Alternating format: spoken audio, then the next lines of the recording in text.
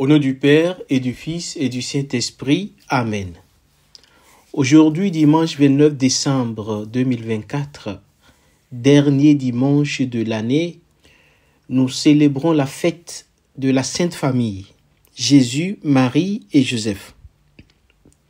Cette fête est une invitation à contempler non seulement leur exemple de vie, mais aussi à réfléchir sur ce que signifie être une famille chrétienne.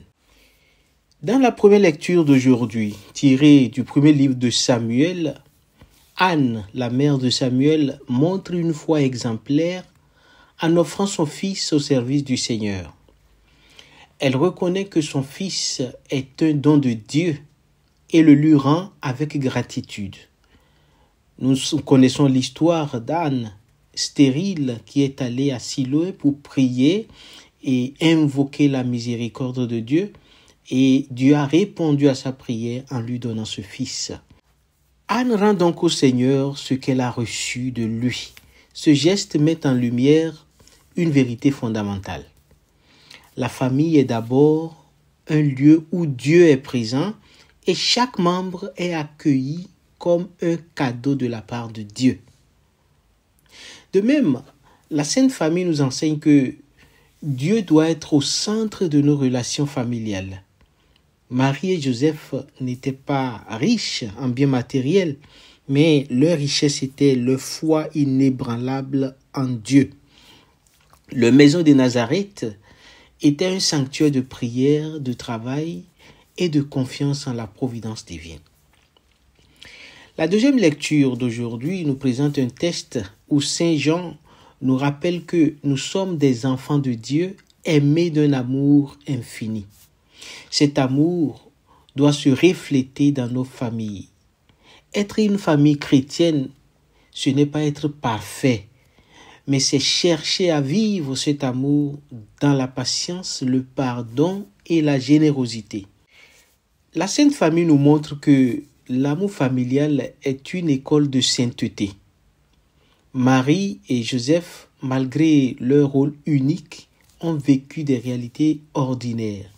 Travailler, partager des repas, éduquer leurs enfants. C'est dans ces réalités simples qu'ils ont manifesté leur amour profond et constant. Notre évangile pour cette fête est tiré de Luc chapitre 2, versets 41 à 52. Jésus retrouvé dans le temple parmi les docteurs de la loi. L'évangile donc nous montre que même la Sainte Famille a connu des défis. Lorsque Jésus reste à Jérusalem et que ses parents le cherchent pendant 3 jours, cela reflète l'inquiétude et l'incompréhension que peuvent parfois vivre les familles. Mais cette situation, chers frères et sœurs, nous enseigne aussi quelque chose d'essentiel. Jésus rappelle à ses parents qu'il est venu accomplir la mission du Père.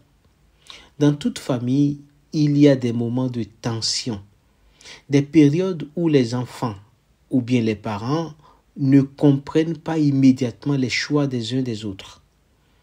Cependant, comme Marie et Joseph, nous sommes appelés à garder une attitude d'écoute et de confiance, sachant que Dieu a un plan pour chaque membre de la famille.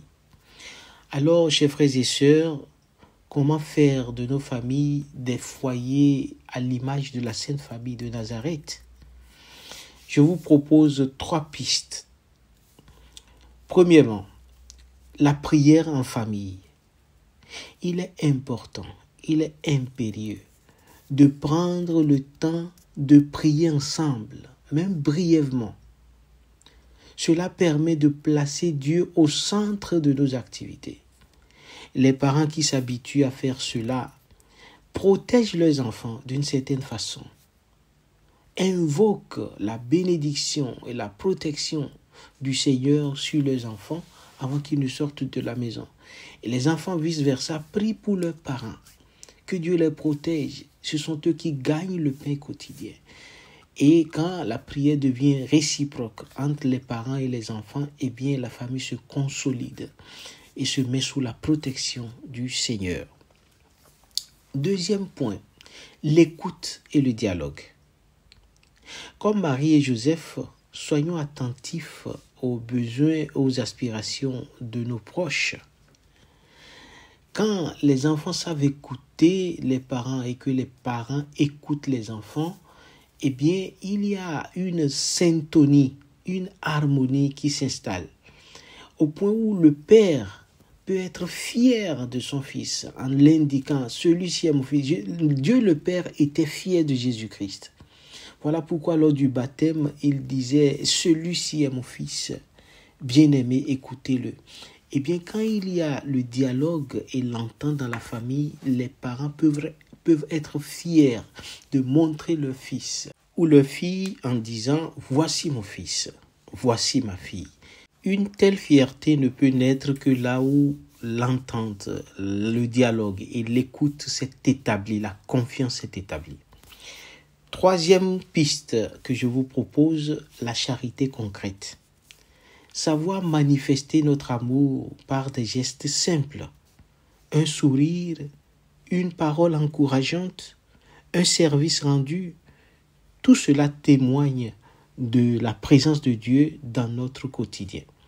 Par exemple, les parents qui savent dire des paroles de résurrection dans la vie de leurs enfants transforment beaucoup de choses. Les parents qui savent d'abord reconnaître les mérites des enfants en pointant sur ce qui est bon, ce qui est positif dans leur vie, réussiront toujours à tirer le meilleur des enfants. Parce que là où on réussit à apprécier ce que l'enfant sait faire, le jour où on lui reproche quelque chose, l'enfant accepte. Et ça, ce n'est que la charité parentale qui porte toujours son fruit dans la vie des enfants. Chers frères et sœurs, la Sainte Famille est un modèle pour nous tous. En ce dimanche, demandons leur intercession pour que nos familles, malgré leurs imperfections, deviennent des lieux où règne la paix, l'amour et la confiance en Dieu. Que le Seigneur bénisse nos foyers et qu'il nous aide à grandir ensemble dans la foi et l'amour. Amen. Au nom du Père et du Fils et du Saint-Esprit. Amen.